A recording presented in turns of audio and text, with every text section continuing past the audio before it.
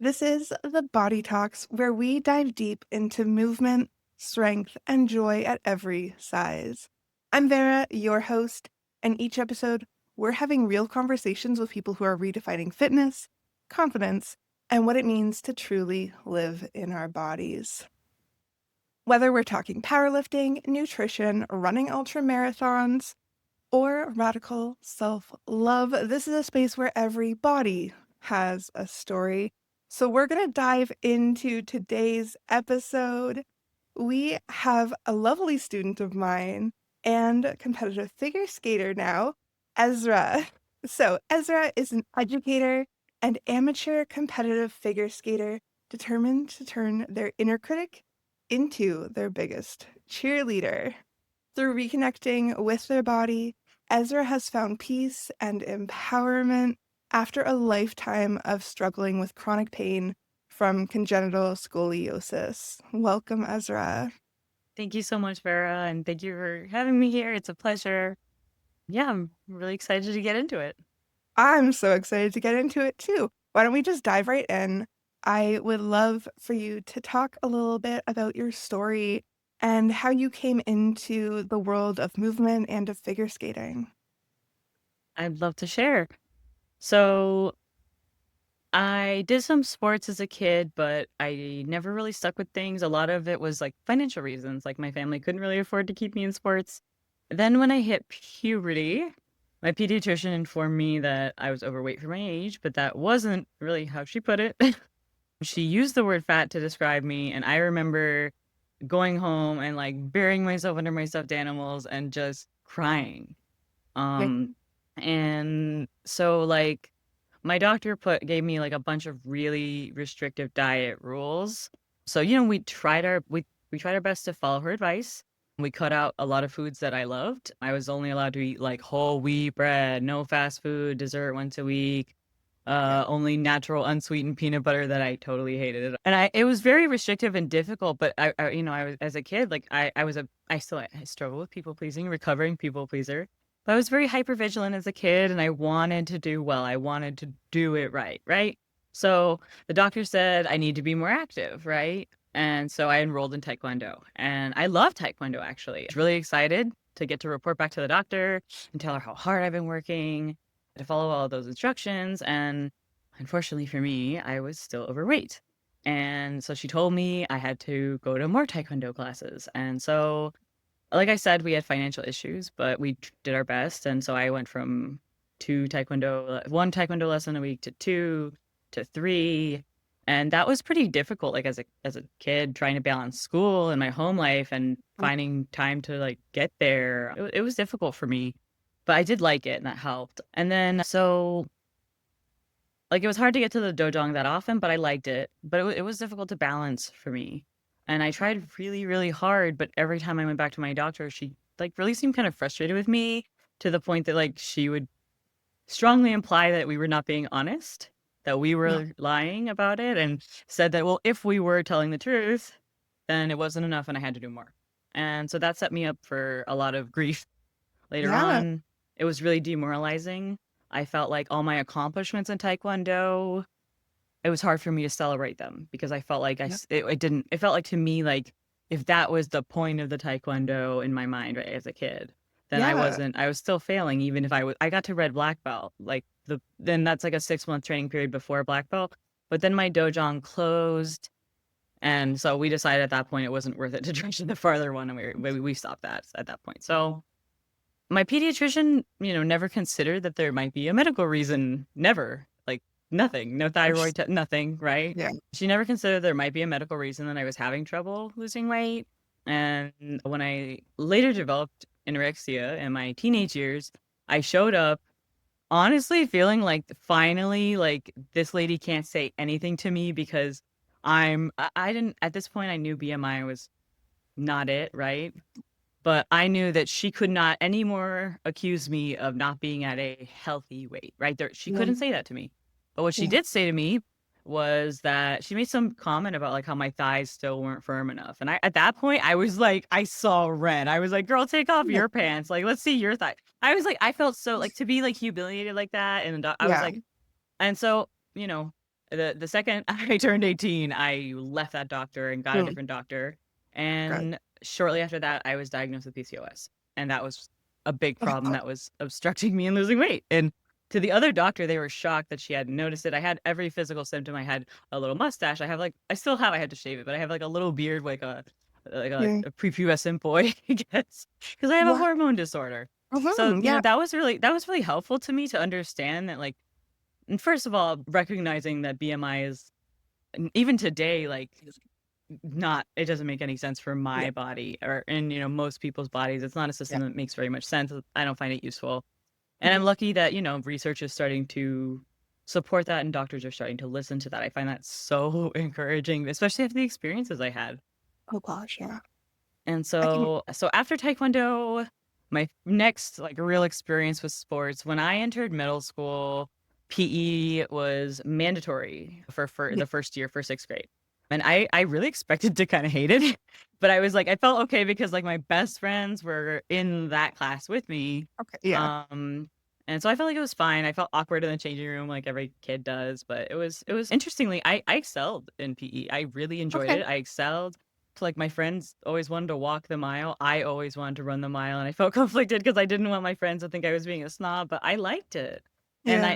I was really good at it. Like the sports were segregated by gender, but the boys would insist that I play with them and on their team. And Mm, unfortunately, like here and then later in high school when I would briefly like play lacrosse in my senior year, I started having like bad experiences with coaches who would encourage me to push way too hard, like pain is gain, that kind of stuff. yeah, yeah. And so, like, for example, like back in PE in 6th grade, I had like a really minor ankle fracture that took forever to heal because I was too young to, I think, really understand that I could just continuously re-injuring myself or like when it had Yeah. really healed and my coach wasn't listening to my doctor's note. And so Mhm. when they would encourage me to go in, I wanted to go Yeah. in and I would go. And so I unfortunately learned that habit pretty early, that pushing and pushing and pushing. Got you, yeah. Yeah. And then there was also something at the time, actually had to look this up. It was replaced in 2013, thank God, by like an actual program for fitness for youth. But there was something called the Presidential Physical Fitness Test that we Oh, all had to do. yeah. So in Canada, we call it the beep test, which is very similar Yeah, so it was for like us. sit-ups, you had to run a mile under 10 minutes, Mhm. push-ups, and there was like a part, I don't remember all the parts, there was like the thing they like I was most afraid of this because of my experience with my doctor. They like put a thing and pulled on your arm to like measure your body fat in some way. I don't know Oh, if that's real or accurate. I've never seen it that's since. real. But I was terrified of that part because I thought like if there's anyone that I felt like I couldn't pass, it would be that. However, I not only passed, I was given like a card that's like I have it here actually. I have a prop. I have it here. It was really important to me at the time because I felt validated after my experiences that For continued sure. because I was still just in 6th grade and I didn't leave Yeah. that doctor till I was 18, but I felt really validated to have not only passed, but my little award. I can't show you the front, but I can show you the back. It says the Superior Achievement Award. I passed all 6 tests and it's gold and like it's nice and it meant a lot to me. I put up my bulletin board and that's just where I pulled it off from. I was like, it's surely still there. It meant a Yeah. lot to me after everything I had been through with that. I felt like that was proof to me that she was wrong. And Yeah. I know now that there's a lot of other things that prove that she was not right. And there were a lot of things that she didn't do right for whatever reason. And um but that was really important to me at the time. And then when I was 14, I started inline roller skating and I did that all the time. I loved it. Mhm. Like in Florida, it's so hot, but to have like the wind on you, I Yeah. loved it. Like I didn't even do tricks or anything. I just wanted to go as fast as I could and I loved it. Yeah. And then so I did get treatment for my eating disorder Mhm. after I left that doctor at 18. And at that point, I was really afraid that I really felt that I would never be able to exercise again. Maybe that sounds silly, but I was No, not afraid at all. because it had been such a punishment that I inflicted on Yeah. myself Mhm. that I didn't know if I could ever have a healthy relationship with it again. Yeah. And so I wasn't sure how or if I could overcome that. And then okay, again, back to 6th grade really quick. When I was in 6th grade, they gave us, I don't know if they had this with you, they gave us a scoliosis test. That was when I found out I had Mm. congenital scoliosis. So they had all my classmates, we were in math, but they pulled us into the locker rooms And they had these like things that they would run down your spine. Well, And they were doing it to most people like just once or twice maybe. And then all my classmates one by one were leaving and they just kept running it down my spine like they couldn't believe that they had actually got someone. It was kind of weird. And they oh, had like other nurses come over and check me too. And finally I was the last one left from my class. I was scared. I didn't know what scoliosis was or like yeah, what was of going on. course. Yeah, and so I was, that's when I found out I had congenital scoliosis. It's pretty rare as far as like especially like scoliosis is usually acquired. It's very rare in and of itself, but also rare just in terms of scoliosis as a whole. And Well, scoliosis, congenital scoliosis cannot be treated with a brace. The only way you can be treated is surgically, and I wasn't an applicant for surgery. And even if well, I was at any point, I would really, that's a big surgery, like on your spine, yeah, right? yeah, yeah, for sure. So I was really grateful that it wasn't that bad, but it also became a source of chronic pain in my life, especially going back to the time in my life when I thought maybe I'd never be able to exercise again. So at that Mhm. point, my muscles started to really atrophy and the muscles that were holding my spine up and keeping it stable. So I went into a lot of chronic pain as my muscles got like weaker and the Mhm. scoliosis got worse and worse to the point that, I did need a mobility aid some days and totally no shame in that at all. But it was a drastic change in my life that I didn't know if I could ever recover from, and or like I'm not sure if that's the right word, but I didn't know, right, if I could ever exercise again, not only now because of my eating disorder issues, but because I was in so much pain. Yeah. And Oh, that was when I started my flexibility practice in the cramped privacy of my dorm with my mat laid out all by myself. I tried flexibility practice for the first time, and that really changed my life. good. Like, I definitely think flexibility is like a great stepping stone for people who had to take a break from fitness for whatever reason.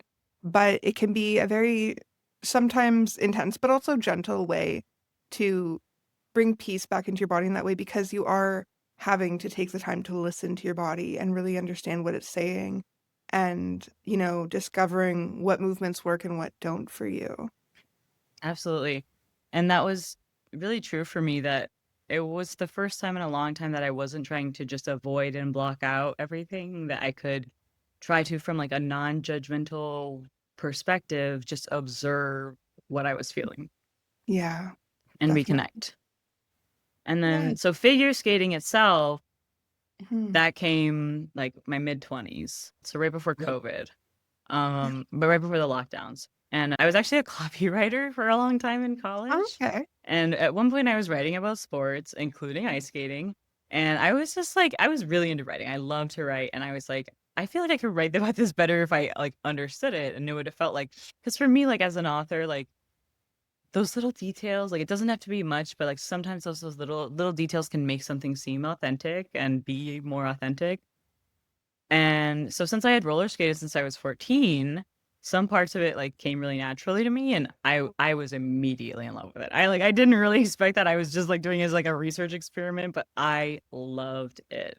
Yeah. Oh, that is so beautiful. And I love that, yeah, like now that you're doing so much more within that. Like always see like for those who don't know, I have a Discord community where I have all different types of people in there and you can join. It is free. But that is a place where we check in with each other and ask for support, but also to cheer each other on. And, one thing we're always cheering Ezra on is their figure skating because it's so fun and beautiful to witness. So on that topic of figure skating, it is a very demanding and a technical sport. So I guess you kind of did talk about what drew you to it, but I'd love to know what has it taught you about your body? Yeah, about what drew me to it as well though, like Yeah, not just like from the point after like the writing. Well, yeah, I think the technical aspect of it really did draw me to it. Like yeah.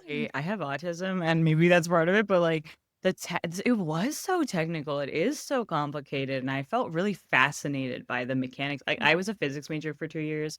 I Oh, found wow. it fascinating. And Yeah. I loved like I had a coach I really connected with who was able to explain these like really technical things to me.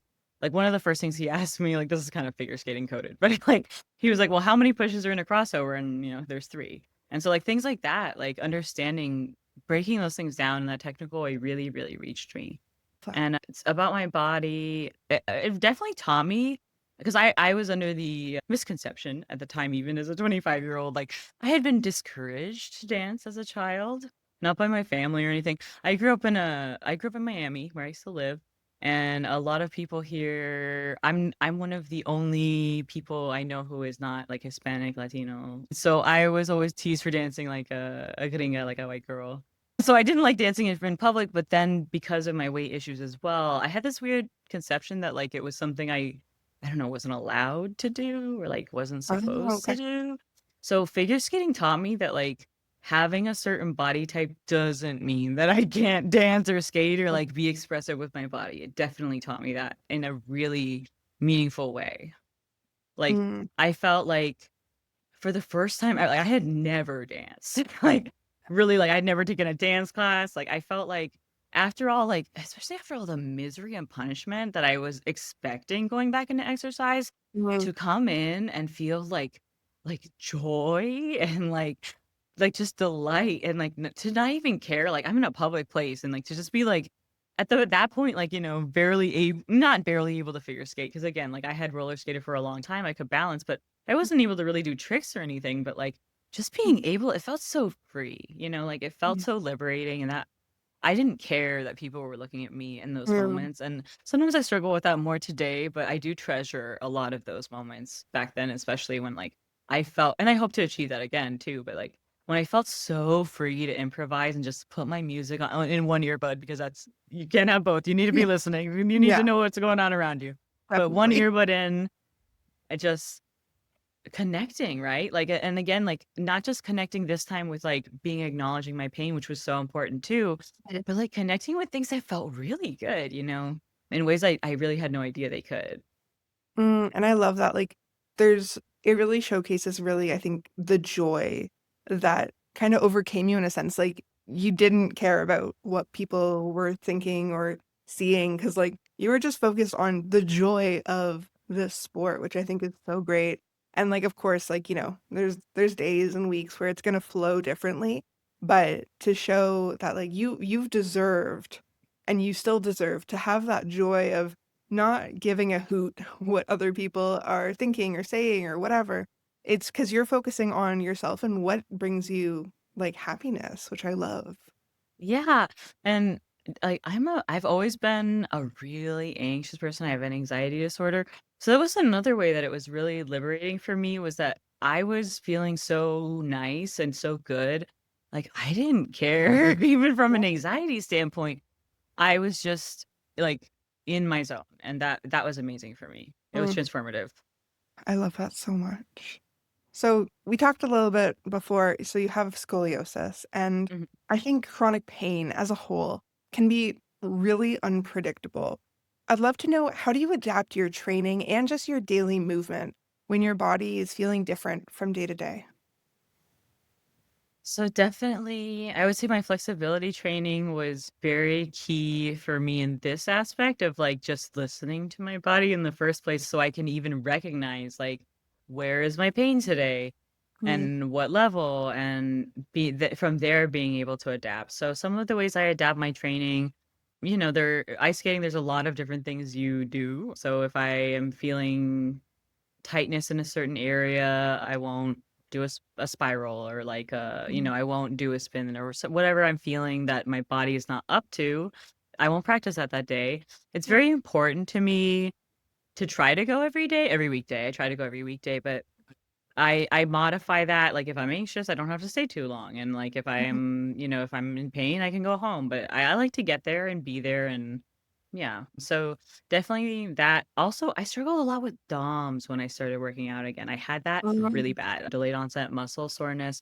So adapting my training to that, yeah, especially when I was lifting, because that helped my back incredibly, right? Like all those mhm, back muscles I had lost, learning yeah, to lift was again like a really transformative thing for my pain because it is a I'm in a very unique situation as someone with scoliosis that strengthening my back can alleviate a lot of that pain, even nerve pain for me, like because like, if you can separate or like pull the vertebrae apart a little bit, have that muscular support, it can take the pressure off those nerves. And so I did like have so much relief from that, from the lifting, but then I got the DOMs. And so it was a balance, right? It was a learning a lot to balance from coming from a background where I had been encouraged to push and push and push. And Yeah. so I really had to learn not only to rest, but that I had to rest, that it's not Mm. optional, Yeah. right? Like it's not Yeah. just like a thing you do if you can, if you have time after, Yeah. like, No. especially as I'm turning like 30 and stuff, like no, like I have to, and I try to make that an intentional and deliberate. I have to really like be Yeah. diligent, or it'll creep Mhm. back up on me, and like Yeah. God forbid I have to go back to the physical therapist or something, right? Like Gosh. because I Yeah. waited too long and wasn't listening. Yeah. And like I think it's one great that you are really kind of going against what you've been told by coaches of, no pain, no gain and all that kind of like toxic sayings that, we've all heard. But to kind of go against it, to be like, no, like I know what my body is saying right now, and I know I'm not going to push into that pain. I'm gonna work around it. Like you said, like if I'm having anxiety, I'm not gonna stay too long, or if, twisting is hurting, I'm not going to twist. Like things like that. And to really just hone into your body, I think is so great that you've worked past that because it's so beneficial. But also how you're talking about the scoliosis. Mhm. And, like I actually didn't know that about scoliosis, that like, depending on the type you have, like if you can strengthen or not. So to know you can, like I think is great because then you know what to start to focus on more when your body needs it. And I really appreciate that you can recognize that. Yeah, and then with my flexibility training as well, learning I found it frustrating at some points when I was starting my flexibility training, feeling like, and this is how you have helped me immensely with this, like working with you, but like feeling like you said, kind of learning that certain positions didn't work for me. That confused me at first. Like I Mm. didn't understand why it didn't work for me or Okay, if I yeah. was doing it wrong. Cause again, I was doing these by myself because I was at that point like super shy and self-conscious about it, and it wasn't the best idea, but I was doing it by myself, and so I didn't have people to give me corrections, and I really wasn't sure. So, if it was painful, I would avoid it, but sometimes I just felt nothing, and I was like, yeah, Yeah. so I think also, like, learning to be at peace with, I guess, positions that didn't work for me was also part of it, or, like, being able, like, through you to adjust those positions so that they Yeah. do work for me has been amazing too. Yeah, and I think, on that note, like, especially for people who do work on stretching or flexibility training on their own, like, there's a lot of different cues you should look out for when you're doing that because sometimes it's not, oh, it feels good or it feels loose or it feels tight. Sometimes it feels liquidy or it feels like a brick against another brick, right? Like there's different cues we can be using to kind of figure out, is this good? Is this bad? Should we keep going or should we immediately stop depending on what our body is really saying to us? So I'd love Mhm. to talk a little bit about that flexibility, but also kind of, well, when we go back to when you were doing it in your dorm room, like how has flexibility kind of helped your overall comfort in your body and your pain management? So with comfort, like, without a doubt, first of all, it has helped with my pain management, but with as far as comfort, it helps me, like, be really present in my body, like, as I said, I was avoiding that, like, as much as I could for a really long time, and so it would help me to be present in my body, identify spots that are needing more love, and approaching it from that perspective, right? Like, from a perspective of non-judgment was really important to me to Yeah. learn and still cultivate, right? And with as far as pain management, like, it's hard for me to explain exactly. I guess maybe I'm not even sure why it helps me so much, but, um, it does really help with my pain management, like, especially, like, because but beyond the scoliosis, um, because I think that is a challenge I have sometimes with flexibility training is accepting that, "Oh, my ribs aren't doing that today," or something like that, but when I have issues where I've had plantar fasciitis in certain times in my life and I had an Achilles tear, and so as far as, like, pain management with those things or with even sometimes with DOMs, that flexibility to, like, get me moving a little bit, and that has been really amazing. And obviously with something like plantar fasciitis or an injury, like, stretching is a big part of your physical recovery. And again, learning that those things are not optional. Like it is a Yeah. recovery is not an optional part because like I really like something that I heard you say once, that it's not so much flexibility, not so much injury prevention, but injury, like, what did you say? Was it preparation or something like Um, that? Like, yeah. I think it was but like preparation. like helping your body kind of like avoid injuries as much as possible. Not that it can always be prevented, but like doing everything I can to take precautions against that, because it's devastating for me when I have to get off the ice, Yeah. and nobody wants to be injured. And so yes, like having that preparedness, that level of recovery that helps me stay out of injuries has been really great too for pain management, of course. Yeah. And I remember now I wanted to talk a little bit about recovery, which you just brought up again. And I think that's something that a lot of people miss out on is how important recovery is. And, this may look for a longer period than sometimes expected, but it's so important for our body to have those moments of rest because that's when our muscles have the chance to repair themselves and grow stronger or grow more flexible or both. And we need that rest, and I'm very sick and tired of so many people pretending that we have to go, go, go, go, go. We do not. We are allowed to take breaks and to have rest when we need it, however that looks for us. If I can jump in, yeah, with recovery, I think that's a great point too, that like, from my perspective, like it's necessary, it's not optional, but it's also a great point that like you don't have to be like at the end hitting that wall to accept No. recovery, right? Like if when I want to rest at the rink, like I rest. If I want to sit down, even if it's been 5 minutes and have a snack or whatever, like I do that. I let Yeah. myself do that. And I think everybody should, like, I think there's sometimes this idea of like maybe someone's judging me for taking a break or anything like that. I get in my head like that. But like at this point, I'm like, whatever, I'm going to have my snack. I'm going to rest as long as Yeah. I need to till I can get back on. And I don't care how long I've been on. I don't feel like I need to earn it. I just Yeah. can have the rest, right? Exactly, and I think that's a good way to show how you can work with your body rather than working against it, right? To know, like, okay, like, I am a little bit tired. Like, it's kind of like even thinking of your brain, like when you're thirsty, like, you know what? I'm going to preemptively drink some water because I know I'm going to be thirsty soon, kind of thing. Or, Mhm. even just like going to sleep at like, what is considered whatever a normal hour is for an individual, like, rather than being like, "Oh, I can stay up because I don't have to do anything tomorrow," but it's like, "You know what? No, I'm gonna still go to bed my normal time." Like, it's again, working with the body, which I really appreciate. So, I'd love to talk a little bit, about the anxiety, but also just self-doubt as a whole, because, of course, the 2 and 2 go together. So when self-doubt creeps in for you, whether on the ice or daily life, how do you find it to be helpful to quiet that voice down and move forward with trust? So it's been a long process for me working with this in different ways and trying to discover ways that work for me. And life is full of different seasons. Sometimes things that work before don't work as well, and I have to find new tools, and that's okay. And I'm grateful to have like a wide toolbox at this point Mhm. of things that I can reach for.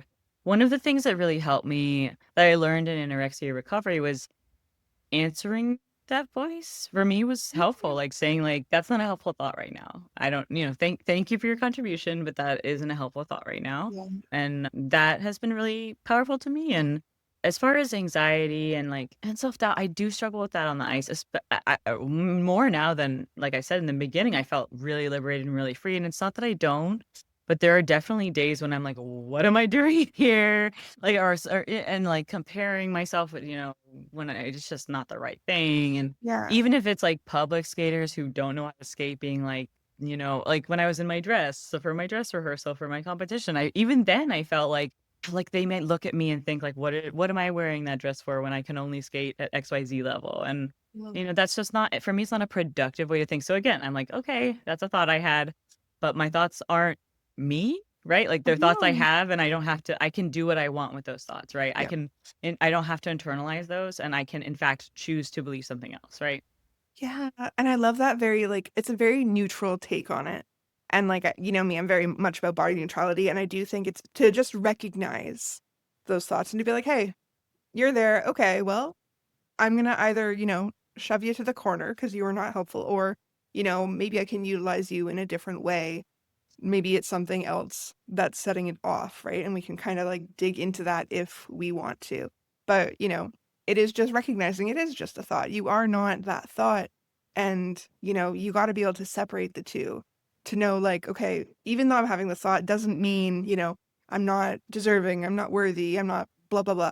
Like, it's not related, right? Exactly, And and that's so much of what I say when I mean I wanna make my inner critic my biggest cheerleader, right? Like, because I feel like I have this kind of learned instinct or whatever you wanna call it, like, that's just my impulse, like, it's just the first thought I have, but I do really feel like maybe part of that is, like, learning, like, all this control and all Mhm. this restriction and all this punishment, right? Yeah. And relearning how I wanna feel and, like, Yeah. how I wanna live and, responding to that doubt with affirmation and love, and Mhm. I'm showing up for myself, and, I mean, sometimes I'm like, if I don't get the bad spins out of the way, then the good spins are never gonna get here, right? It's just That's part of the true. process, right? Right? I love that.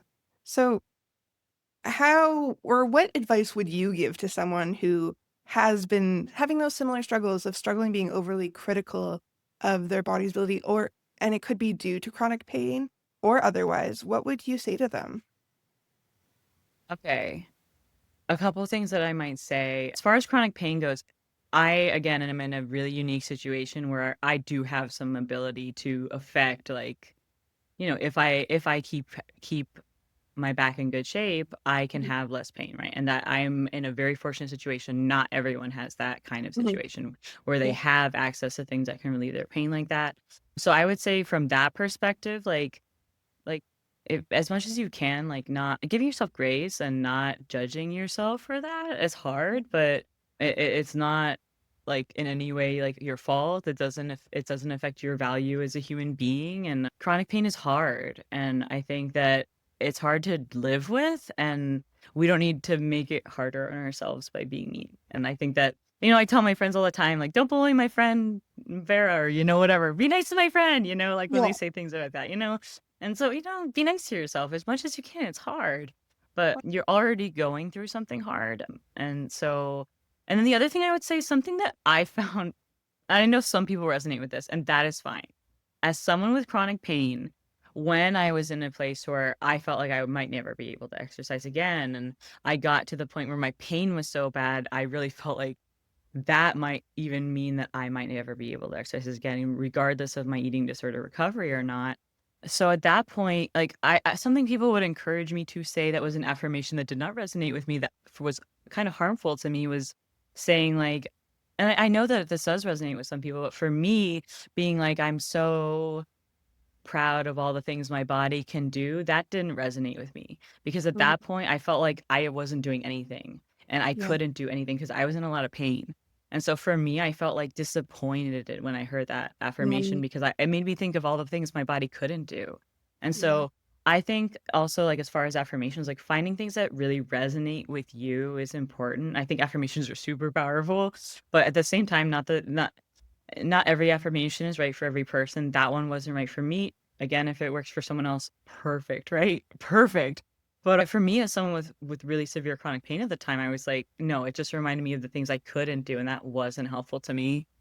And then, yeah.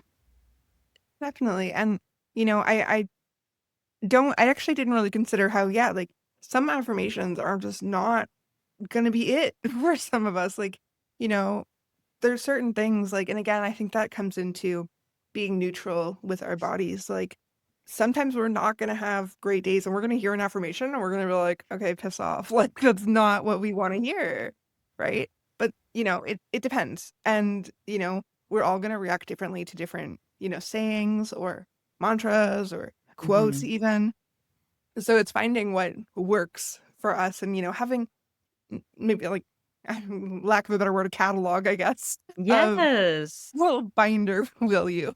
Or something like, just a note in your phone or something, just having those affirmations that work for you even on hard days. Like I know I even have on my background on my phone, it says, I have so much to share with the world. I do not need to do more and more. I deserve love and compassion. I'm here to be my biggest self, and I am enough exactly as I am. And I have that. So every time I open my phone, I see those. And like those for me do feel really good. And I know they're not going to always feel great for other people, depending on, but it's finding what works for you. Yeah, I totally agree. And that was also a big part of my anorexia recovery was like feeling like I was being really pushed into body positivity when that Right. didn't resonate with me and I couldn't access any of that. But learning that it was okay to be like, instead of picking myself apart in the mirror, making a neutral observation. And that was like a gateway to me to more positive affirmations later, Yeah. was accepting neutrality. And some days that's where we're at. And that I think it's a very good thing to be able to look at yourself and your body with neutrality. And if you can access positivity, that's awesome too. But again, like that's not going to be accessible to everyone and not maybe not every day. And so, yeah, I totally agree. Definitely. So on, staying on the topic of pain and chronic pain, I do really think pain can often make people feel very, and I mean very, disconnected from their bodies. And I know it has for me too when I dealt with chronic back pain. So how has reconnecting with movement helped you kind of reclaim that connection?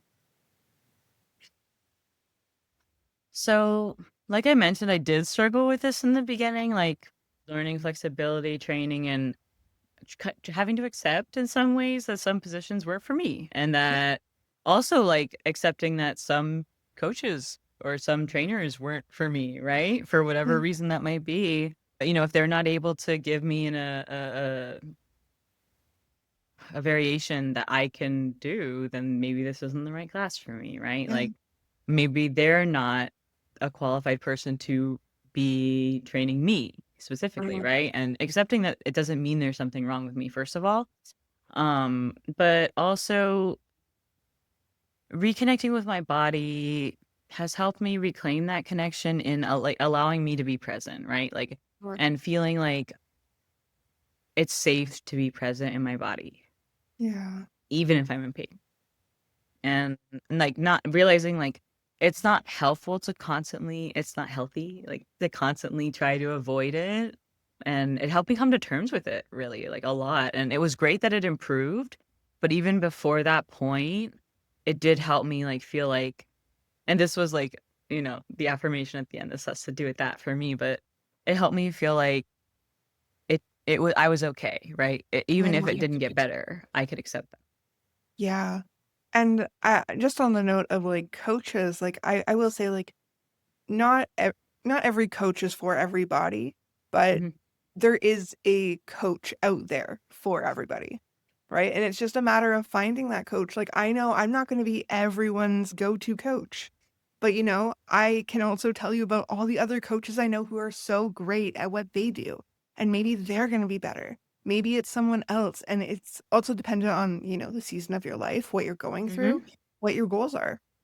So I do think, yeah, but like to find that safety in your body is so important. Even when, yes, that pain can sometimes feel, depending on what it is, it can feel unbearable.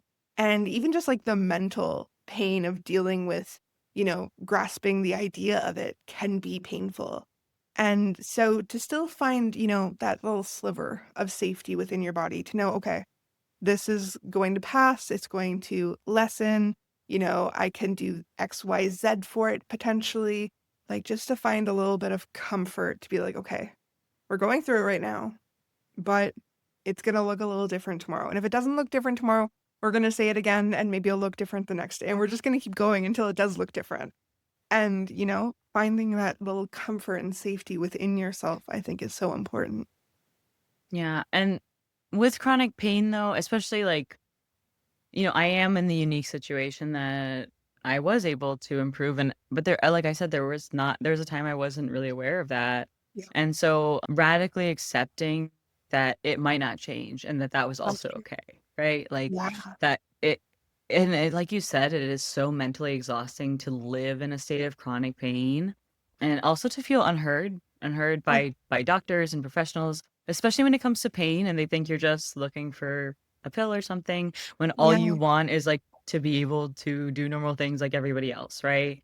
Without being in pain. And that can be really frustrating. And so, yeah, I think reclaiming that connection that I'm in pain and that is the reality for me today. And even if that is like a permanent situation, like being able to connect with your body and like you said, like I said, and like you said, like knowing that you're still safe in your body and that your Mm. body is your home, even though this difficult thing can be a Yeah. reality, right?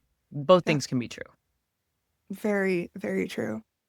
So I want us to, or I want you, sorry, to take a look back to right before, like days before you actually started this new movement journey, in your dorm room, doing some flexibility training and getting into all these things like figure skating.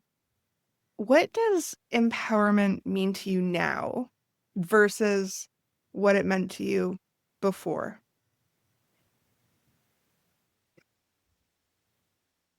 So I know empowerment to me now.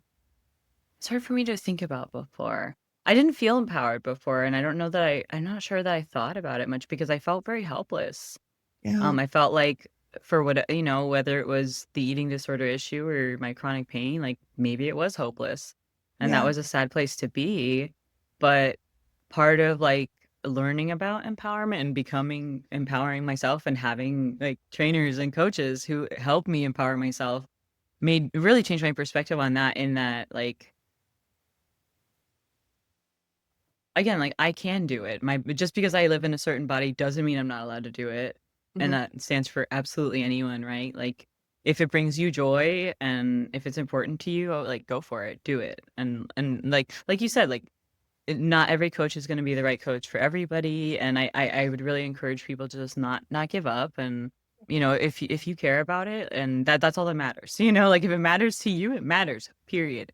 So, Mhm. like, pursuing that, and that is to me, like, that's empowering, right? Like, to realize, like, you can do it and like you should and like if it matters to you that's what matters. And for me Yeah. that was empowerment that I didn't have to listen to the English voice in my head or my nasty doctor when I was a kid or anyone else, right? Yeah. Like I had the power not Mhm. only eventually to like literally change my life, to do the things I wanted to do and to feel joy and to be in my body without shame was Yeah. incredible, right? And so Mhm. that was all like learning how to empower myself to feel those ways Yeah. and experiencing that empowerment, it's been really incredible. Yeah, and it's really seemed like you just kind of like almost like, lock and key kind of situation of like you already had it in you, but to discover it and to figure out how to best utilize it, right? Mhm. Really change kind of your mindset to where you are now. So I'd love to know when it comes to skating, what has been the most unexpected or joyful part of your skating journey so far? I think I might know, but I want to hear it from you. Unexpected definitely was competing. I never think that, like, not even just because I had a disability, like, straight up, like, I thought, like, unless, like, I'm gonna travel to Chicago or somewhere where they have adult competitions in my level, like, it's just not happening, right? I didn't expect it literally, like, and it was such a surprise to me when my coach said not only were they having them in my area, but that she was encouraging me to go for it, and that was incredible, and before I competed for the first time a few weeks ago, I actually was invited to be in several holiday shows, and that was also, like, super joyful, and so, like, at first, like, my anxiety took over, and I was Mm. nervous because all the people in the rehearsals, and what if they think I skate bad, and then I was like, "Man, like, I paid to be here. I'm gonna have a good time." Yeah. And so I've tried really to let go of that. It's okay to feel nervous, but I don't want it to steal my joy, right? Like, I can feel nervous, that's okay. And at the same time, right, like, especially the competition, I'm on the ice for a minute and 40 seconds. That's gonna fly by as Oh, much as I can. I really wanted to be present. I wanted to be there, And yeah. I was, and it was great. Oh, I love that. And, congratulations again for just even Thank you. competing, but also, Yeah. getting onto that podium at the end, I Thank think you. is so great. So like I was saying before, me and Ezra are both on that Discord channel. where you can see some of that gorgeous dress that Ezra is wearing for their competition. And, I'm also just so grateful to be one of your coaches to kind of help you through your journey. And, I just want to thank you for joining me today. I think this was such a great conversation. I'm so excited to hear what other people have thought about learning about you. And I'd love to know if they want to get to know you more, where can they find you? So I'm not that active on social media, but I do have a skating account I occasionally update, and that is Ezra on Edge. It's kind of a pun because skates have edges, that's part of it. So Ezra on Edge. So Yeah. EZRA on Edge. And that's my skating account. I update it. I used to update it a lot more because it's just become less important to me as time goes on and in some ways to record, but there are days when I do and I love it. And I do like to keep track of the progress. I know there are certain skaters I've spoken to who would more mortified at the idea of doing that. They're like, no, I would never. But for me, like I can look at a spin and be like, that's what I'm doing. That's where it's going wrong, and that can be Yeah. so helpful. Or like look at some because there's no in ballet. I started with ballet. I did ballet, and in ballet you have a mirror. And there's Yeah. no mirror in the rink. So like Right. looking and seeing like when I do my spiral, how high is my leg actually going? When I'm doing my spin, is my leg coming all the way around, right? Like things like that I can correct on my own. That's been really helpful to me. So that is a big part of the reason I started the account was to track my progress. And that is still really meaningful to me, even if sometimes I feel like, okay, well, I'm working on like, I don't know, turns or something. It's not that exciting to look at. It's hard to film. A lot of the stuff I do these days is hard to film. It covers the whole ice and like, unless I have someone there with me, usually I have my phone stand up. It's easy to do a spin in one place, right? That's the Yeah. idea, at least. Hopefully, there's the whole telephone pole where you travel, but Yeah. ideally you're in one place. But there's a lot of stuff I do now that like I can do the Dutch waltz, I can do the canasta tango, and those take up the whole ice. And so as proud as I am of those things, I have not yet figured the best way to show them off on the internet. Yeah. Maybe one day I will. My husband is learning to skate, so maybe he can Yeah. do a little filming for me too when Ex- when he gets a little more steady on his feet. Yeah. Yeah. Oh, that's great. And thank Well, you too. Thank you too for having me. I really appreciate it and the oh my opportunity to gosh. be here. And Well, I've loved like I loved like hearing your first episode too was very moving to me. Hearing your story and hearing I think it's a meaningful space that you are developing here and on your Discord, and it means a thank lot. you. I love that. And that's all I want. I just want like a space for us to, find some joy in our bodies, however that may look. Like it may not always be through fitness, and that's fine. But Mhm. just to find that joy and to trust our bodies and feel safe in them. So thank you for that. And thank you again for this conversation. And I'd love to kind of end off with one final question. What is an affirmation that you could share to help us stay compassionate with ourselves? I accept my body exactly as it is right now. Mm, I accept my body exactly as it is right now. Beautiful. Thank you again, Ezra, for joining me Thank in you. this lovely conversation on the Body Talks. And thank you to those tuning in for listening and all that great stuff. I would love to remind you all to drink some water, do something kind for your body today, and I will catch you on the next one.